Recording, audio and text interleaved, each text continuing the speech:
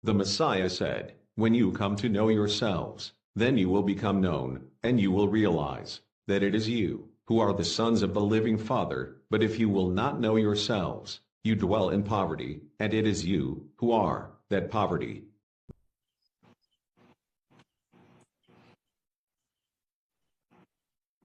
Salamat po, PM, Priest PM Sinem. Magandang gabi po, mahal na hari. Go ahead po sa inyo pong para po sa mga kapatid. Go ahead po.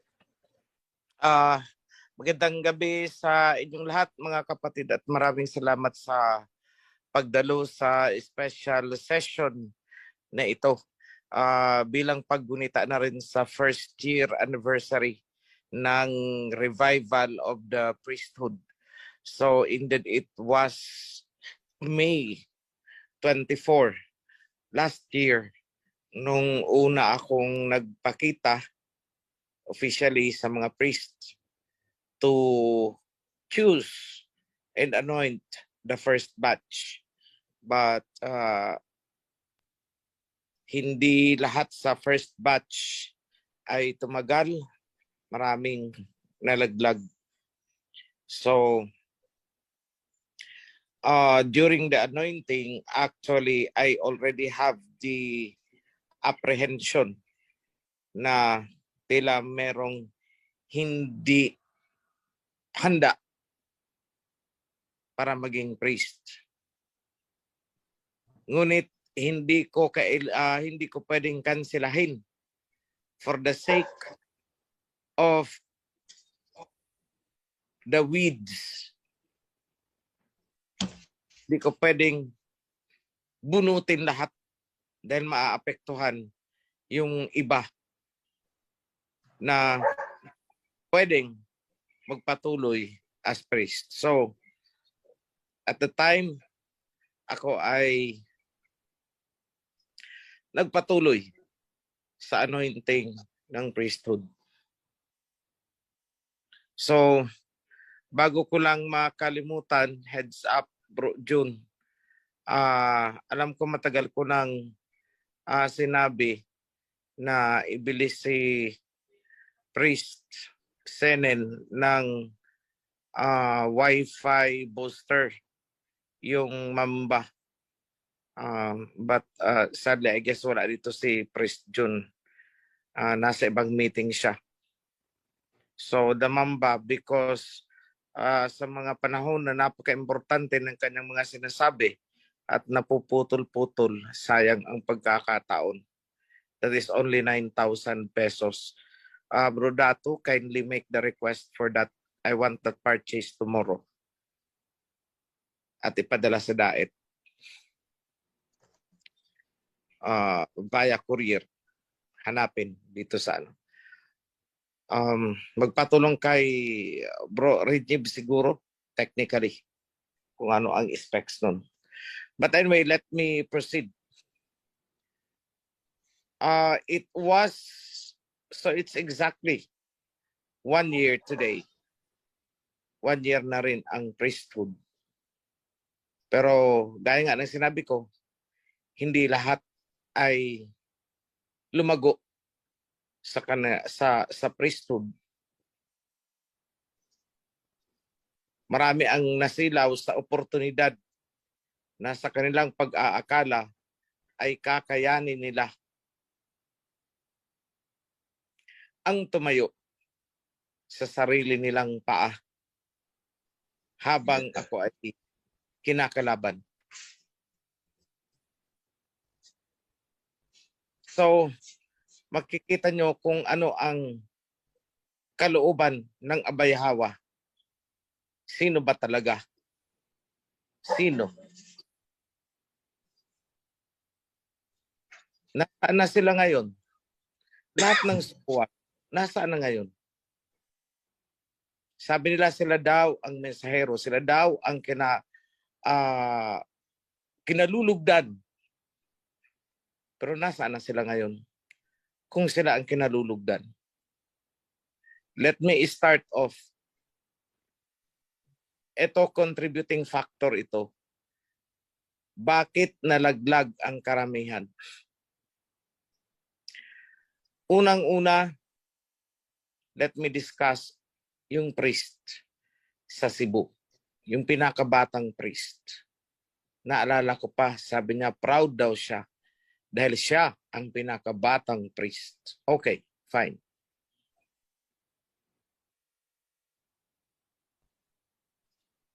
Hindi na alagaan ang priest na yun. In a sense, na napamper siya at lumaki ang kanyang ulo. Dahil nilabag ng ilan sa abroad at hindi nila nirespeto yung aking salita. Ang sinabi ko noon, idaan sa tamang proseso ang pag-acquire at pagpapatayo ng HOP sa Cebu. Huwag ipapadala ang pera direkta sa Cebu, idaan sa national. Dahil kailangang legally documented ang lahat upang ma-secure ang HOP. Pero nilabag ako, pinadala. Australia chapter. Hindi po si Brother Fred yun. Yung isa, yung dalawa o tatlo na kasama nila, and one from Germany and one from, I don't know. Dinirekta nila ng dinirekta doon ang padala. So what happened? Wala na ang priest, nagmayabang, kumalaban, at tinangay ang HOP. Pagkatapos ng makuha ang gusto, yung mga tumulong sa kanya sa Australia ay sinuwag niya na rin. So solo niya ang HOP ngayon sa Cebu, sa Pinamungahan. So what is that? Righteousness ba of a priest? Holiness of a priest ba? Ano nangyari sa kawan doon? Nagkawasak-wasak sila. Sabi niya siya daw ang tagapag-alaga ng kawan. Hanggang ngayon, natutunaw sila.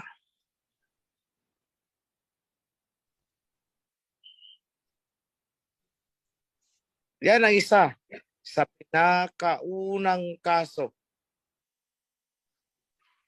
Then here comes Negros. Hindi rin nakarating sa amin. They started a project dahil idinidikta lang ng CC sa kanyang mga members ang decision making. Siya ang nasusunod, which is not the proper protocol.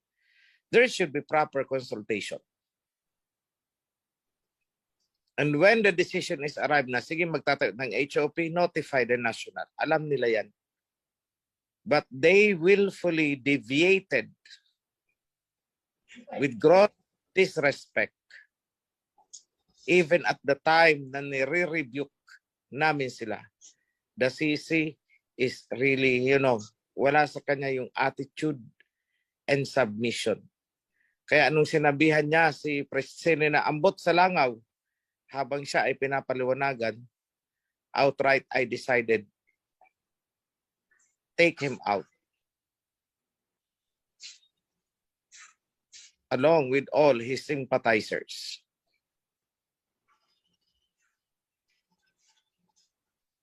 Same thing with other projects na mga naagapan namin.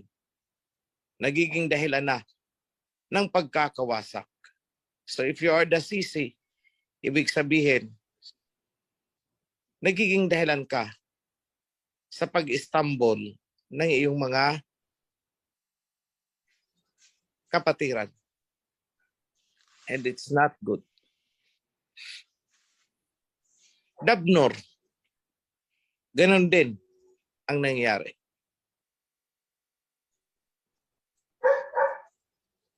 And in many instances, nagmamalaki ang isang chapter kasi may donor daw sila. And we checked that out. Yes, there is. Alam niyo ang pagbibigay ay hindi masama. per se, hindi masama. Pero kung ang ibinibigay mo ay magbubunga ng kapalaluan at pagkakasala sa kapatiran, mas maigi pang huwag ka na lang magbigay. More so, nasusulat.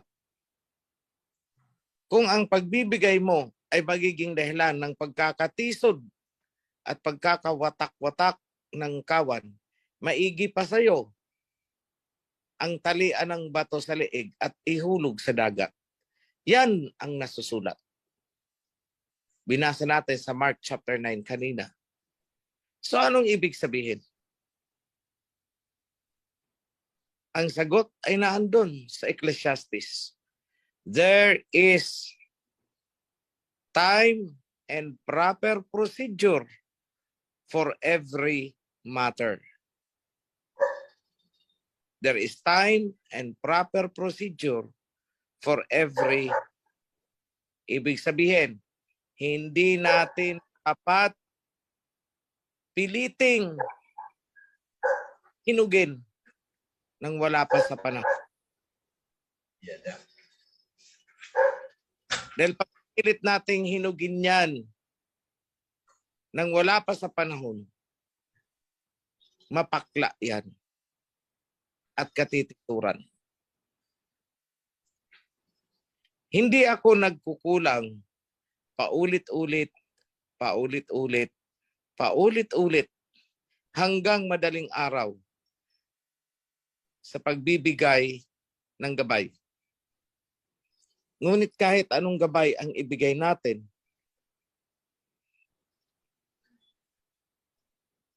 ay nawawala ng saysay. Kung ito ay pumapasok sa kaliwang tenga, labas sa kabila. So again, tinatawagan ko ang priesthood and mga officers.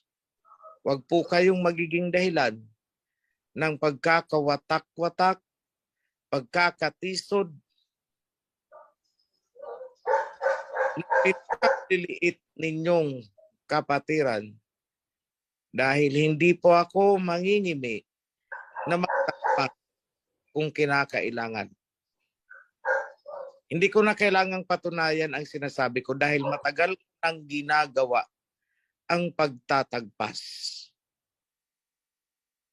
Kaya hindi po ako sabihin natin nang pressure lamang, nagsasaywar, nagbabluff, nananakot. Hindi po. Sapagkat ginagawa ko talaga.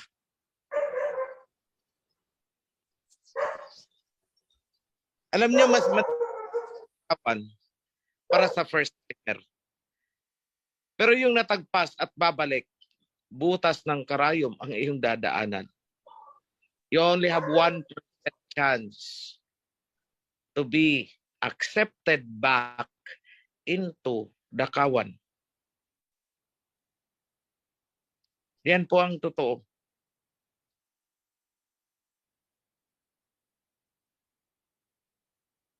So kaya ko ito sinasabi. Dahil gusto kong muling buksan sa inyo na ang pagpasok ninyo dito sa kawan ay hindi barkadahan system. Hindi kayo naririto upang makipagbarkadahan. In such a way na kapag nag-walk out, nagwelga, nagsigaw-sigaw ng demokrasya, ang iyong sinamahan, ikaw ay lalabas na rin.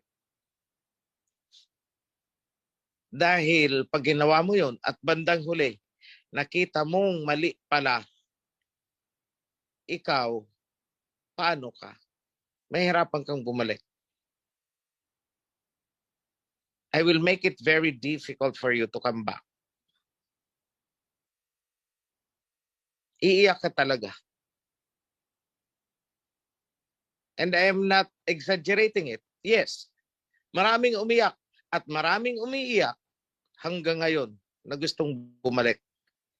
But I said, no, the door is closed. Huwag niyong sabihin na ako'y walang puso. Dahil ibinuhos ko ang puso ko sa kanila bago sila lumabas.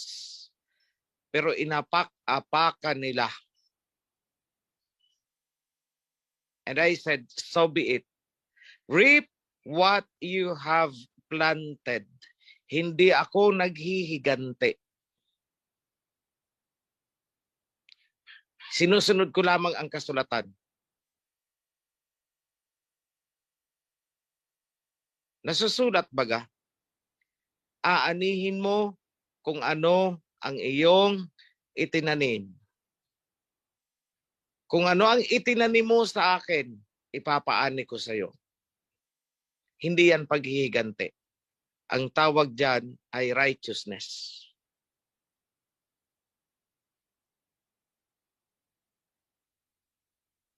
And it is there. Maraming umintriga sa akin noon. Ano daw ba ang karapatan ko? Sapagkat nung pumasok sila dito, kay Alahayam sila nakipag-covenant at hindi kay OHC. Tama po. Kay Alahayam kayo nakipag-covenant at hindi sa akin. Pero nung tumalikod kayo, tinalikuran nyo na ang covenant.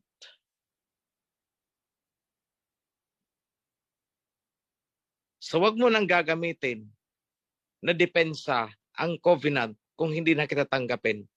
Dahil tinalikuran mo na ito. Ako ay tagapag-exercise lamang, taga-implement. Kanina na andun sa karugtong ng binasa ni Priest Senen, I think yung sa Matthew yun. Yung sinabi baga kay Pedro,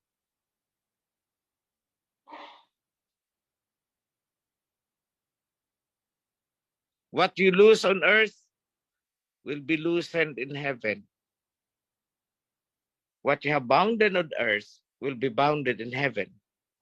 Ibig sabihin, kung sino ang tinanggap natin sa kawan, siya ay tatanggapin din sa kalangitan. Kung sino ang itinakwil natin sa kawan, siya man ay itatakwil din sa kalangitan. Provided further, na ang pagtatakwil natin ay may sapat na basehan. At ginagawa natin yun. Hindi tayo basta-basta nagtatakwil eh. At kahit itinakwil na natin, binibigyan natin ng chance to come back. Pero kailangan niyang patunayan na siya ay karapat-dapat na ngang tanggaping muli sa loob ng kawan. And that is the 1% chance to come back.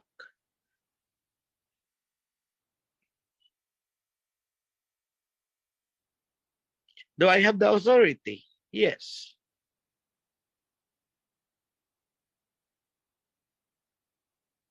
Binigay baga kay Peter, anong sabi?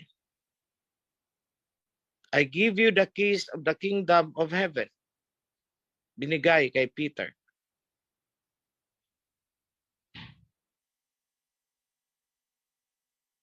At sa Revelation, I have set an open door for you that no one can close. Kay Peter, anong sabi? What you have closed, no one can open. And what you have opened, no one can close. Kung anong iyong binuksan, walang pwedeng magsara. At kung anong iyong isinara, walang pwedeng magbukas. That is absolute authority.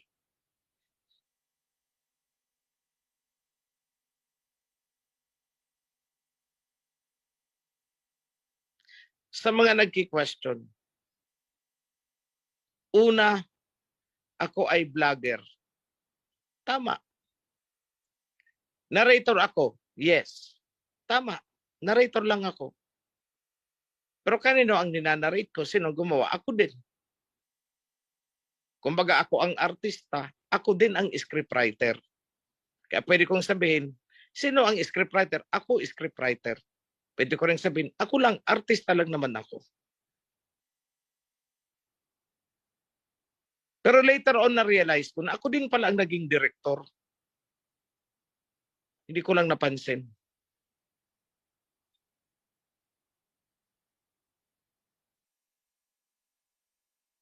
Pero salamat din doon sa mga naunang nagmulat sa akin ng mata. Tanggap ko naman yun eh. Naginamit din sila para imulat ang aking mata na ako pala ay mensahero. Noon hindi ko alam na may mensahero pala sa Bible. Sa totoo lang. Sabi na, alam mo, ikaw ang mensahero. Sabi ko, yes. In a sense, parang ganun lang din. Mensahero lang naman ako dahil hindi ko naman ito sariling mensahe. Kanino ito? Kay Aba ito. So ako ay mensahero, tagahatid lang. Parang mail carrier. Yun lang ang sabi ko. Tapos later on, sabi na hindi yun ang ibig namin sabihin. May nakaprophesy na darating na mensahero. At ikaw yun. Bigla akong preno. Teka lang. Huwag kayong ganyan. Blasphemy yan na sinasabi nyo. And it takes many, many months. Almost a year maybe. Almost 1 year.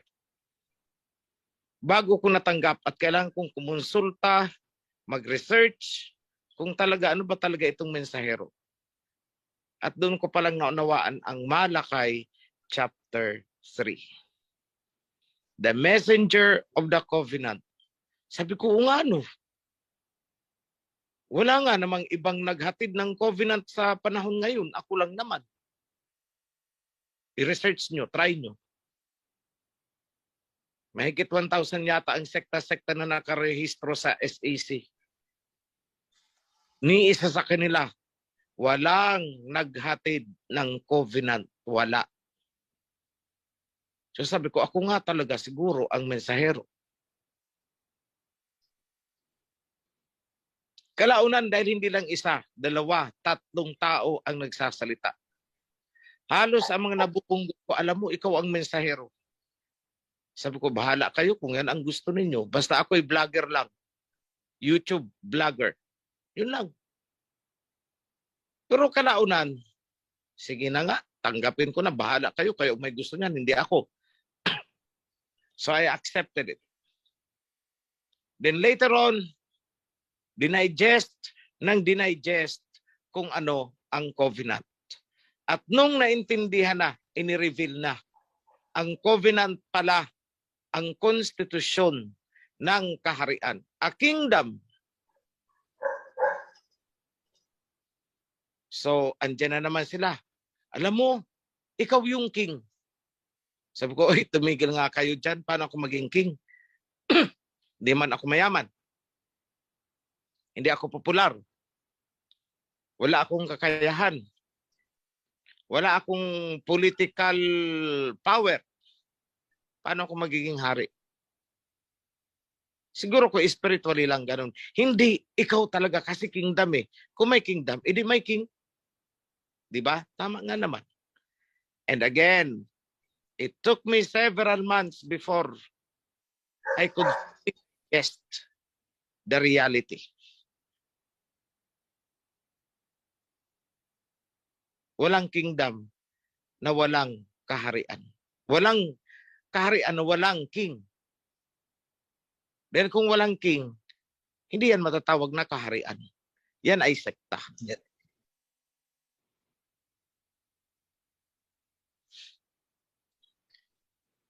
At doon ko na-realize, later on,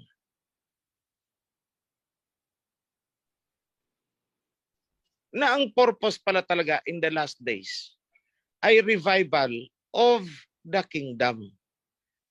Kasi nasusulat yan kay Amos na muling itatayo ang bahay ni David.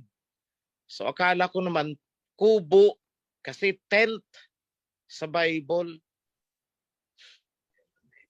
And the tent of David will be restored. So ang iniisip ko, ini-imagine ko, tulda, yung tulda. Tulda na parang trapal na tinukuran sa gitna. Sabi ko, ganun pala ang tirahan ni David.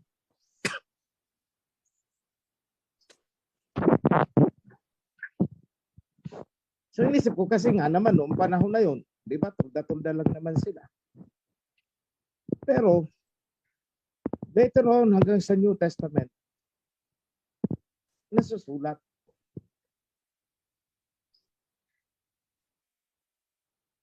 That the throne of David will always have a successor. Sabi ko, hindi ito basta tulda-tulda lang. Kingdom talaga. So sabi ko, kailangan talaga matapos ang revision ng Torah and Covenant. Kasi biruin mo, ang Kingdom of David, ginawang 10th of David, tulda ni David, na wala talagang essence of a kingdom. Hindi talaga mag-sink in sa imagination mo, sa diwa mo, yung glamour, the majesty of a kingdom. Kasi ang ini-imagine mo ay 10th because that is what was written.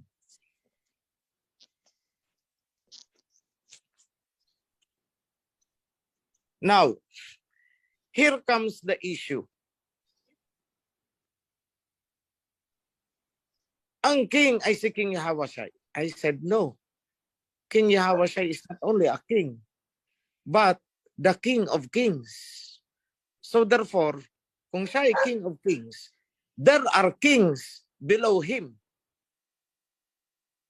So mga kapatiran, mahirap at nahirapan silang tanggapin ang konsepto ng kingdom and king. And later on, may nagpo-propose na. Isa sa pinakamakulit, itong si Mark Derrick. Kulit. Ang kulit talaga ni Mark Derrick. Kung hindi nyo igagawa, si King OHC ng Crown, ako ang gagawa. Gagawan ko ng paraan yan. Ay talagang nang sulisit po talaga ng mga ginto. Gagawin daw corona ko. Sabi ko, kailan pa kaya ito makakabuo? May nagbigay ng isang pirasong singsing. May yung alam yung pangtuhog sa tenga, yung ano na wala na ang hikaw, yung pangtuhog na lang ang natira. O isang piraso ilagay, sabi ko, kailan pa kaya ito mabubuo? Biruin mo yan. Tapos later on, gawa siya ng kahon. Sulisit na naman sa kapatiran. O panahon pa yan ni Sara at Jovinil, nakita nila yan. Aba, may mga naglalaglag Padami ng padami ang naglalaglag. Tapos eto na-intriga kaagad. Si OHC, nangungulimbat ng ginto. Ay grabe. Nangungulimbat na ako ng ginto para daw sa aking corona. Pero sige lang. Let it be. At hindi pa nga natatapos ang corona. Dapat daw may setro din. Sabi ko, saan kaya kukunin talaga ang mga ito? Pero alam nyo, pumasok ang diwa kay Mark Derrick para lang sindihan at maglagablab yung kagustuhan ng kawan. At ang hindi ko maabot maisip, bakit ang isang foreigner na hindi naman natin kasama sa kawan ay magbibigay ng napakalaking tulong para ma-produce ang corona at ang setro. Ginto at mga diamonds, siya ang nagbigay. Ganda.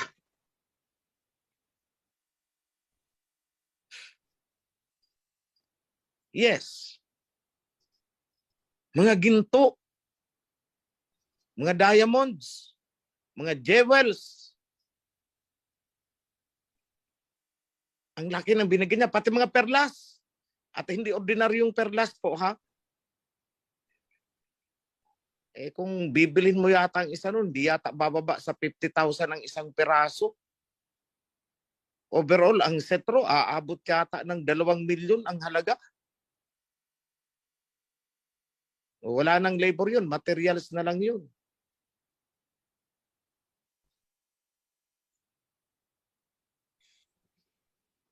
So, sa mga development na ito, hindi nyo ba naiisip, subukan nyo kayang manghingi kahit 1 gramo ng ginto. Simulan nyo na ngayon, bigyan ko kayo ng 1 taon. Manghingi kayo ng 1 gramong ginto, ewan ko lang. Lalo na sa taong hindi nyo kilala. Ganon-ganon na lang magbigay ng ginto. Parang gawing corona ni OHC. Sino ba si OHC? Para pag-aksayahan ng almost 1 kilong ginto. Yan, nangulimbat daw ako ng ginto. Excuse me, hindi po ako nanghingi, hindi ako nangulimbat. Ako ay binibigyan at tinatanggap ko. Magkaiba po yun.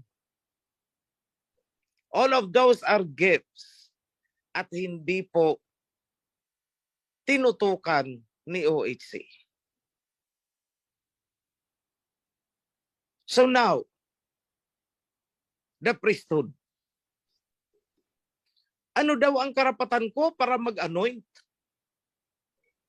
So tapos na tayo sa king ha, sa priesthood naman. Ano daw ang karapatan ko na mag-anoint? Kung ako ang messenger, dahil ako ang nagdala ng covenant, then ako ang dapat mag-revive ng priesthood. Which is, sinabi ko yan noon pa sa mga video ko, hindi ko pa alam noon na may mensahero palang sinasabi sa kasulatan. Sinabi ko, I will revive the covenant, I will revive the priesthood. Long before, sinabi ko yan, na ni sa panaginip, hindi ko alam na may nasusulat pala sa kasulatan na mensahero ng silangan. I didn't know it, but my heart has the desire to do these 2 things.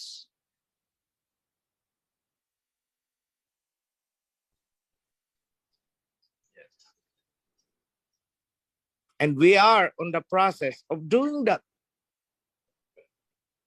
At tama yung sinabi ni Priest Simri. And I said, hindi ako magpapagupit hanggat hindi nare-revive ang priesthood at naipapublish ang Torah. Kaya ngayon pinipilipit ko na lang eh. Sabay iniipitan ko, bukas magpapabili na ako ng hairpin.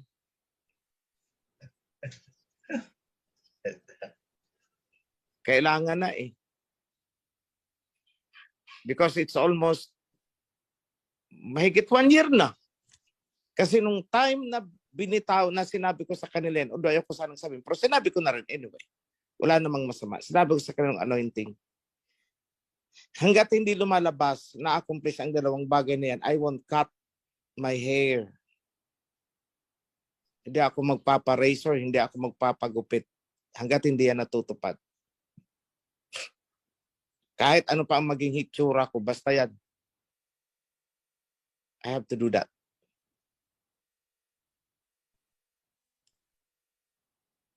So, nagkaroon na naman ng identity crisis. Kung ako ang nag-a-anoint ng priest, sino pala ako? Di priest. Paano ka makakapag-ordain, makakapag-anoint into priesthood kung ikaw mismo ay hindi naman priest?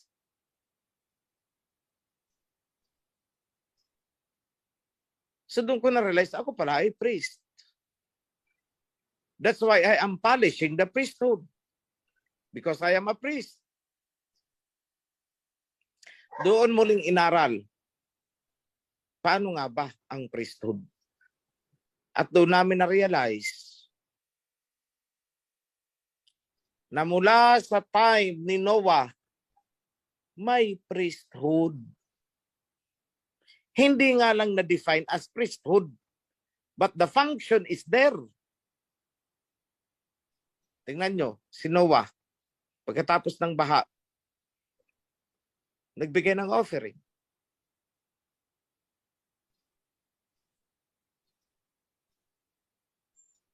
At pagkatapos nun, ipinasa niya kay Shem. From Shem, ipinasa kay Abraham. Down to Isaac. Down to Jacob. At nung hindi pa defined, down to Judah. Then, napadpad sila sa Egypt. Lumabas mula sa Egypt. Ibinaba ang covenant. Sino ang nagtuloy ng priesthood? Moses. Alam ba ninyo na si Moses is a priest and a ruler, a king?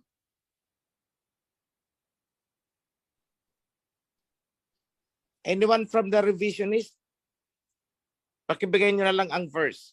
Kung saan tahasang sinabi ni Abba Yahweh na si Moses ay priest and king. Ruler, I should say. And when you say ruler, that is a king. That is another term for a king.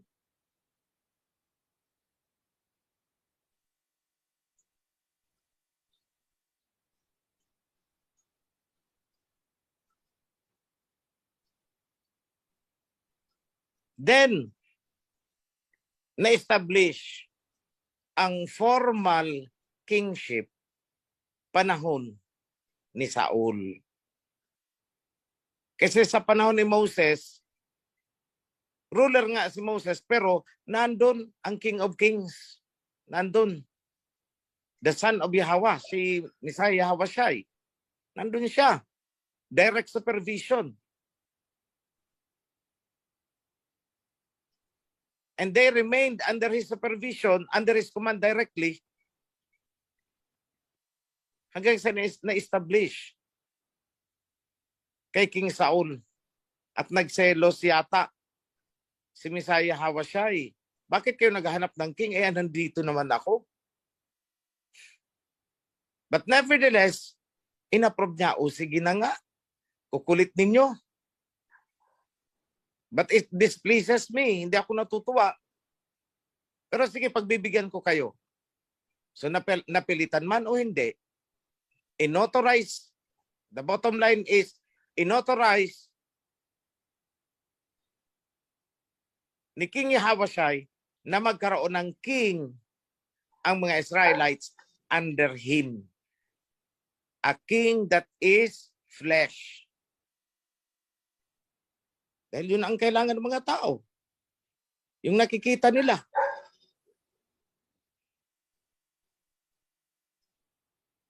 Sinong nag-anoint? Si Samuel.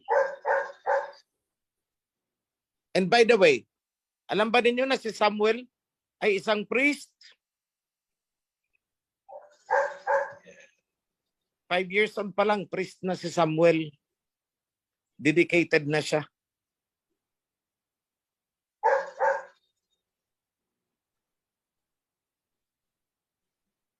So the priest anointed Saul to become king.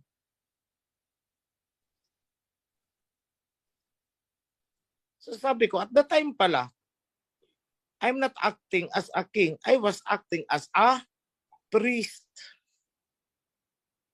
Kaya kung tutusin, up to this point, hindi pa ako, kumbaga sa para akong si Bongbong.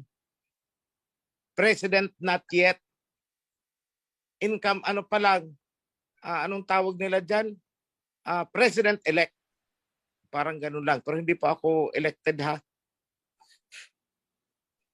Because I existed ahead of you. Wala pa kayo, andyan na ako eh.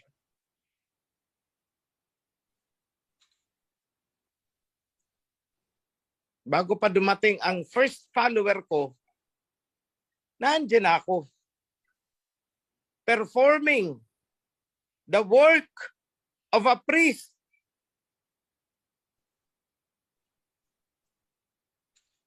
Anong nasusulat? The mouth of a priest will preserve knowledge. Anong ginawa ko?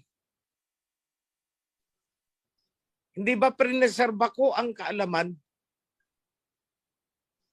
The mouth of a priest will preserve the truth. Anong ginawa ko? Di ba inilabas ko yung katotohanan? Katotohanan tungkol sa covenant?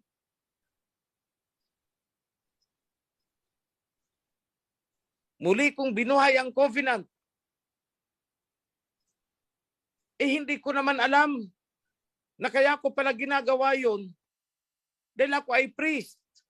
At hindi ko naman alam na ang pagbuhay pala sa covenant at ipinaglalaban ang covenant ay gawain pala ng priest.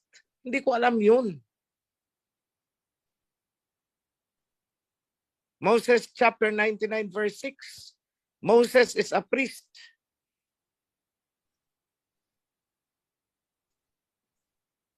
Ayan, yung sinasabi ko kanina.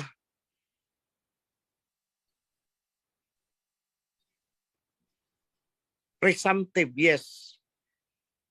Psalm 99, verse 6. Moses and Aaron were among his priests. You see? Priest pala si Moses. Kaya siya ang nag-anoint kay Aaron. Kaya kung tatanungin nyo, bakit naging priest si Moses? Sino ang nag-anoint sa kanya? Sino bang nag-anoint kay Moses? Hindi ba't si Abayahawa? Paano ini-anoint si Moses? Binuhusan ba siya ng langis? Hindi po langis ang ibinuhos sa kanya. Kundi yung diwa ng covenant, yun ang ibinuhos kay Moses at yun ang ibinuhos sa akin. Ngayon ko lang yan na-realize. Ngayong minuto lang na to. Ngayong segundo lang na to. And I could not help to be emotional. It's overwhelming. Overwhelming.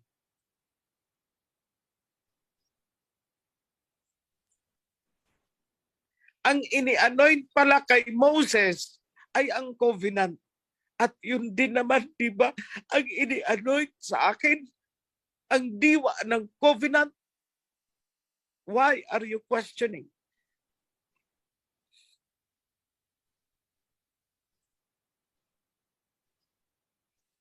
Sino sa bilyong-bilyong tao sa mundo ang binuhusan ng diwa ng covenant?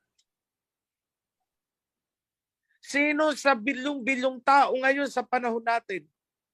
Kanino ibinuhos ang spirit of the covenant? Hindi ako nagmamalaki. Hindi ako nagmamayabang. Hindi ako nagkiklaim. Pero inyong napatunayan at nakita. Walang iba. Ako lang naman ang nagdala. Why are you questioning my being a high priest? Kagaya ni Moses. Kung anong nangyari kay Moses in the past, di ba't yun din naman lang ang nangyari sa akin ngayon? Hindi ko ginusto. Kagaya kay Moses, hindi niya rin ginusto. What makes the difference? Anong pinagkaiba ng buhay ni Moses at saka ng buhay ko? Ang nakikita ko lang ay isa eh. Siya ay naging buhay prinsipe na hindi nangyari sa akin. Hindi naman ako naging prinsipe sa Malacanang. Pero mula sa punto na yun, kung paanong ibinuhos sa kanya at na-anoint siya ng Spirit of the Covenant, yun din ang nangyari sa akin onwards. At katunayan, naandyan kayo. inilabas mula sa pagkakabilanggo sa mga Babylonian system, Babylonian churches. Panahon ni Moses, Egyptians. It's a parallel world.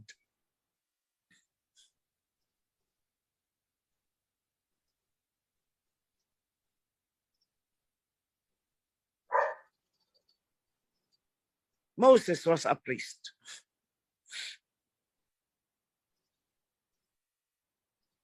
Samuel was a priest. And Samuel anointed a king. And so therefore, the crowning and anointing sa akin ay mangyayari at gagawin ng priesthood.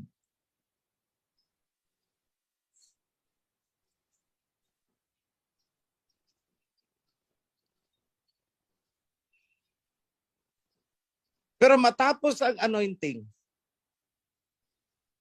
who is above the priesthood? Makikita nyo yan sa panahon ni King David at ni King Solomon. Kung paanong pinagtatagpas ni King Solomon yung mga priest na taksil sa covenant. Yes, Solomon did it. And so therefore, the king has an overriding power over the priesthood, although it's the priesthood that will anoint a king. But in my case, bago pa dumating itong mga priesthood, andyan ako as a priest by virtue of the spirit of the covenant na dinala at na ibinuhos sa akin at dinala ko sa inyo.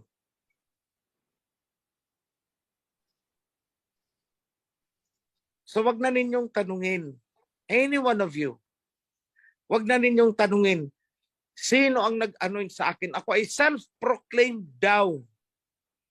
Dahil ang sagot ko sa inyo, it is the spirit of the covenant that anointed me as priest.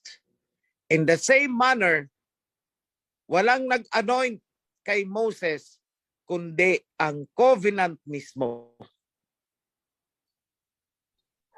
Ganyan po mag-anoint si Abay Hawa.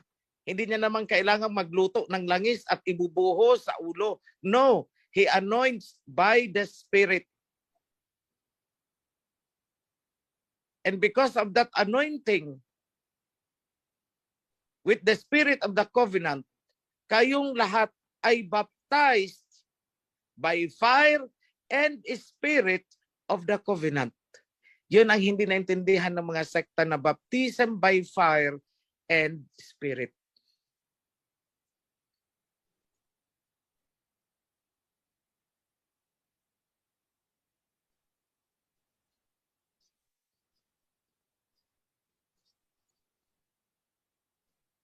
Hindi mahirap ang ipinapaliwanag ko kung hindi nyo tatakpan ang mga tenga nyo.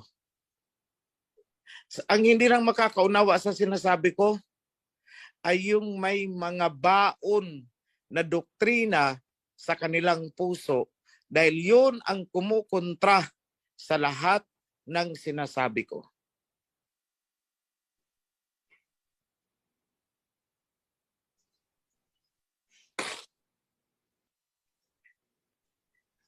Just recently may nag-question and I said, tagpasin mo na yan. Nasaan na daw ba ang bus? Nasaan na daw ba ang templo? Ano, magic wand ang hinahanap sa amin? The temple is rising. Tuloy-tuloy ang pagbubuhos ng pundasyon. As of yesterday, we have done 4 foundations. Habang ang iba dyan ay kumukutya, habang ang iba dyan ay puro salita ng kung ano-ano. Ando naman ang mga kapatiran natin nagpapasan ng mga masa-masa ng semento kung ano-ano, mga boulder pinapasan at nagtatrabaho.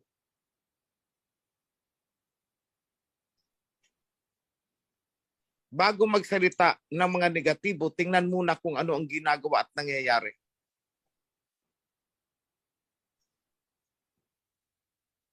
Nasaan ang bus? Wala pa ang bus. Because we have to prioritize things. Pag sufficient na ang fund, makikita nyo yan, lalarga ang bus. Don't worry about it. Pero hindi namin pwedeng unahin ang bus na mabibitin ang templo. It's a matter of prioritization. It's a matter of accounting principles. And it's a matter of financial management.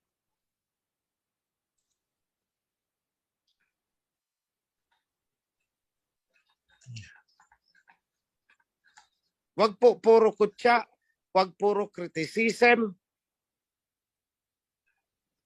Imbis na mag-encourage, puro pang bubuli ang ginagawa. Pag may nakita akong ganyan, automatic, tagpasin mo yan. Hindi natin yan kadiwa. Dahil kung ang diwa niyan ay sa covenant, hindi yan magsasalita ng ganyan. Kung ano ang lumalabas sa nguso, yun ang nilalaman ng puso. Kung ano ang binibigkas ng dila, yun ay nagmumula sa kanyang diwa. Dila at diwa magkasama yan. Kaya kung gusto nyo malaman kung ano ang nasa diwa ng isang tao, pakinggan nyo ang kanyang dila.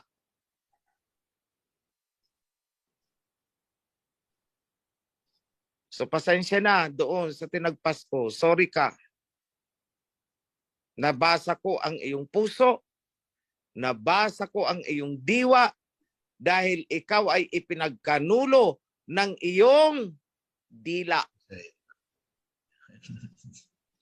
Yada. Walang due process of law. I am the due process.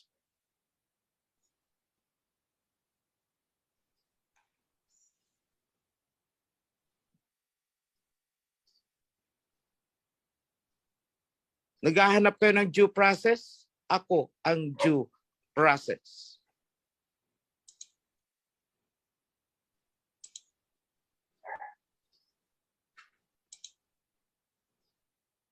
Ngawa ng ngawa sa loob ng kawan, wala namang pumipilit sa kanya na manatili sa loob ng kawan.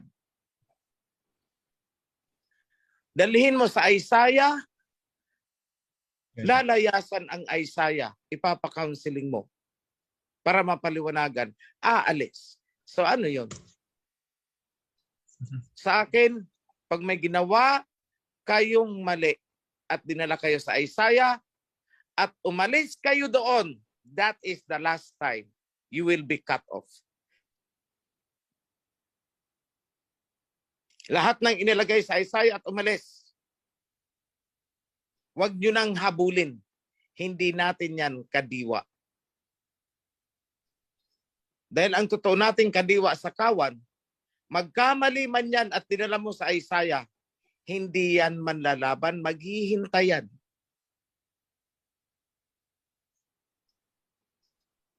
But a rebellious person, lalayas yan. Ganun lang yun.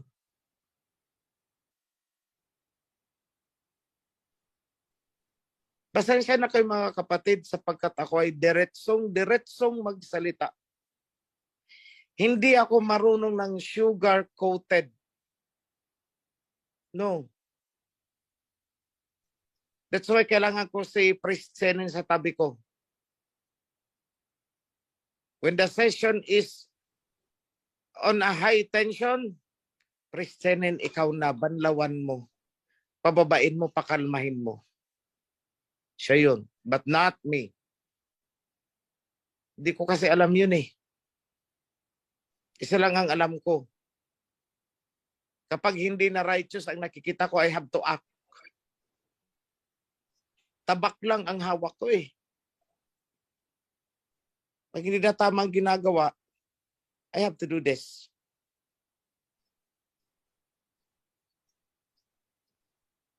Pero teka lang, hilutin kaya natin Priscilla. Sige, ikaw na ang bahala. Eh kung sasagutin mo si Priscilla ng ambot sa langaw, ay huwag tayong mag-usap. Lalo pag narinig ko, wala na. Kahit sanggain ka pa ni Priscilla, ako na. Because Yada. the moment na isinugo ko si Priscilla, kausapin mo. The moment na binastos mo yan, ako ang binastos mo. Bakit? Kasi ako ang nagsugo niyan eh. Yan ang persona ko para iharap sa'yo. Binastos mo, edi ako ang binastos mo. O subukan nyo, bastusin nyo ang presidente. O wag ng presidente. Yung huwes na lang sa pinakamababang court, municipal trial court, bastusin mo. Pag hindi ka pinakaladkad sa bilangguan. Contempt of court ka dyan. Sige, bastusin mo ang huwes. Subukan lang natin. Municipal trial court lang yan ha, bastusin mo. Sabihan mo na, ay ambot sa langaw. Ganyanin mo, sige. Kung saan ka pupulutin. That is a worldly court ha. How much more? Kapag umupo kami sa divine court at babastusin mo kami, hindi kami ang binabastos mo. Ang binabastos mo ay ang covenant which we represent. And what is the covenant? The covenant of our Al-Hayab. Yun ang binastos mo. That's why automatically I will strike you out. Contempt of the divine court. Yan yun. Contempt of the covenant. Binastos mo ang nagdadala ng covenant. Pwede ka namang magsalita. Christian, pasensya na talaga, hindi tayo magkaintindi. Hindi ko talaga maintindihan ang sinasabi mo. Bigyan mo pa ako ng kunting panahon. That we will grant. Ang dali kaya namin kausap. Bakit mo kailangang bastusin kami?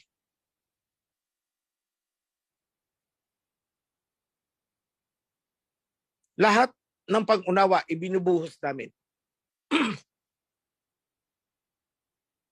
Lahat ng sinasabi niyo, inuunawa namin. Pero kung kayo ay magsisinungaling sa amin, ay hindi pwede yan. You will not accept that.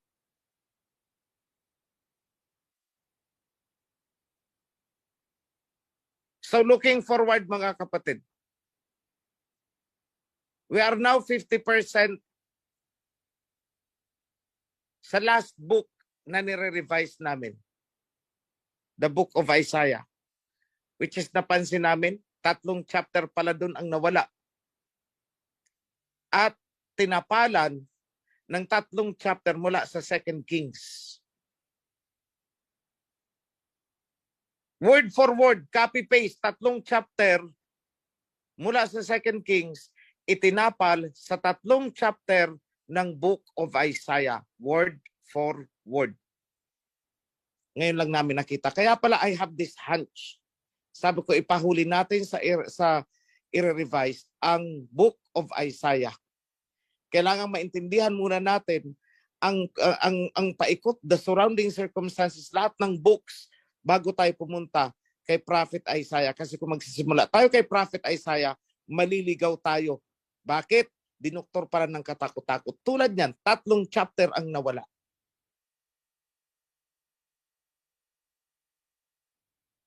Anyone from Revisionist, give me the chapter sa chat box.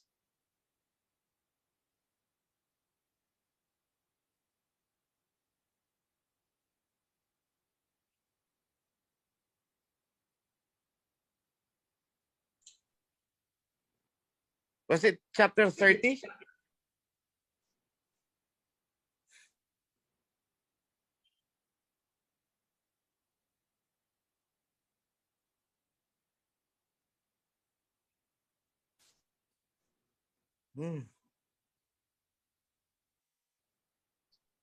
Ganda pala ng sinasabi sa Acts 7:35. This is the same Moses bringing the covenant of Al-Hayam that they had rejected. They said, "Who made you ruler and judge over us?" They did not realize that Moses was sent to be the ruler and deliverer, that is, as a king. He was conferred this authority by Yahweh himself through the angel who appeared to Moses in the burning bush. So ruler and judge si Moses. And at the same time, he is a priest along with Aaron. So technically, Moses was the chief priest during the time, the high priest. Okay. 37, chapter 37, Isaiah chapter 37, 38, 39. Nawala ang tunay na laman ng tatlong chapter na yan. At ang itinapal dyan ay ang 2 King chapter 19,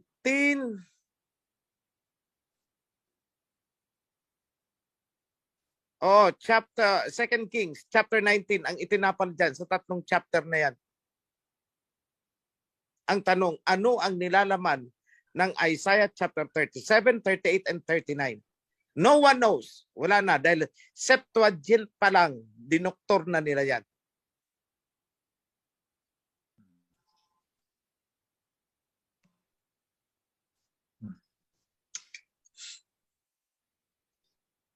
Kaya hindi po biro-biro ang gawaing i-revise ang Bible. There again, I am answering. Doon sa mga nag-question sa akin, mula kay Juvenile hanggang kay Celeste, hanggang kay Paul, ano bang karapatan ni OHC para i-revise ang Bible? Isang sagot. Sa akin lang naman ibinuhos ang diwa ng covenant at ibinahagi ko sa inyo. So I have to adjust this. Yada.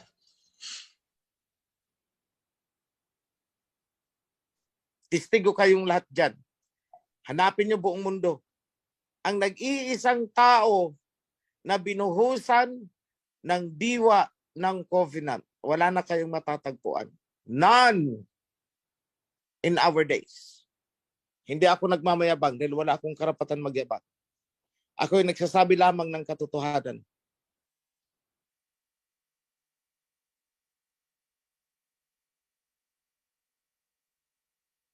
So hintay-hintay nyo lang mga kapatid. As soon as maayos natin ito, we will publish this.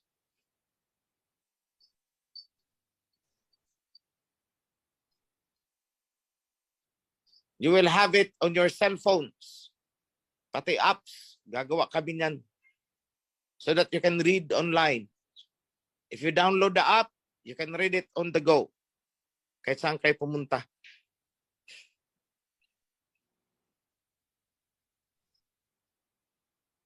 Baka mamaya, pag medyo natagalan, sasabihin, no, saan ang sinasabing ganito?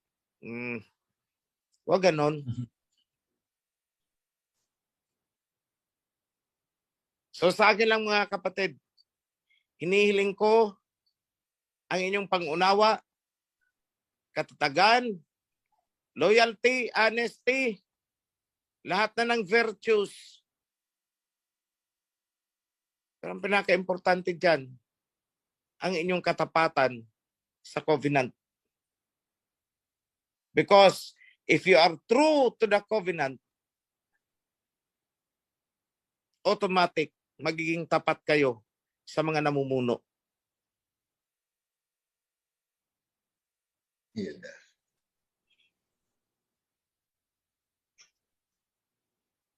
Kung kayo ay hindi nagiging tapat sa inyong mga namumuno, lalo na sa nasyonal, ibig sabihin hindi kayo tapat sa covenant. Bakit? Kasi ang nagsugo sa mga namumuno mula sa pinakamataas ay ang diwa ng covenant. Yan lang mga kapatid. At pagpalain kayo, this is my blessing to all of you, to all the officers, lalo na sa ating mga volunteer construction workers na talagang pawis at dugo ang kanilang ibinubuhos para matapos ang construction ng ating temple. Pagod, sakit ng katawan, ibinubuhos nila. Nagbibilag sa init ng araw. Napakabigat na trabaho. At sa inyong lahat, Joshua, lahat ng departments, we have more than 15 departments. Hanggang sa kaduluduluhan, sa inyong mga pamilya, ipinapaabot ko ang pagpapala sa pangalan ng ating Aba Yahweh and King Yahweh Shai. Yada. Shalom. Yada. Ah, Alalwa, alayam. Yada. Yada.